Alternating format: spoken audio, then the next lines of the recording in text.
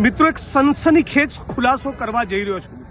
ગુજરાતના ઇતિહાસની સૌથી મોટી વોટ ચોરી ભારતીય જનતા પાર્ટીની સરકાર ગુજરાતમાં કરી ચૂકી છે।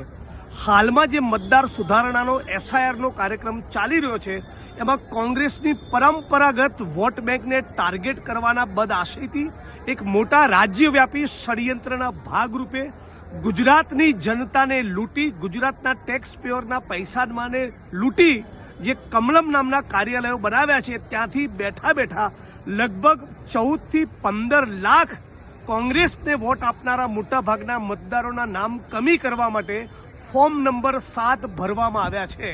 મારા વિધાનસભા વડગામમાં 24,000થી વધારે લોકોની સામે એવો વાંધો લેવામાં આવ્યો છે કે એ લોકો અહીંના રહેવાસી છે જ નહીં, એમનું નામ મતદાર યાદીમાંથી કમી કરવામાં આવે।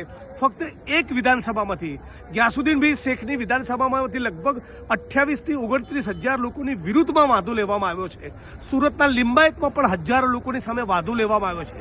મતલબ કે ભારતીય જનતા પાર્ટીના કાર્યાલયમાં બેસી ભાજપના આગેવાન નેતાઓ અને રાજ્યની સરકારના અધિકારીઓ ભેગા મળી એક સુઆયોજિત ષડયંત્રના ભાગરૂપે લગભગ 14 થી 15 લાખ વોટર્સ એ ખરેખર વોટર છે એ છતાં તેઓ મતદાર નથી એવા ખોટા આધાર પુરાવાઓ, એવી ખોટી ફરિયાદોના આધારે એમનું નામ મતદાર યાદીમાંથી નીકળી જાય એવું મોટું ષડયંત્ર રચવામાં આવ્યું છે અને એનો હું આજે ખુલાસો કરી રહ્યો છું।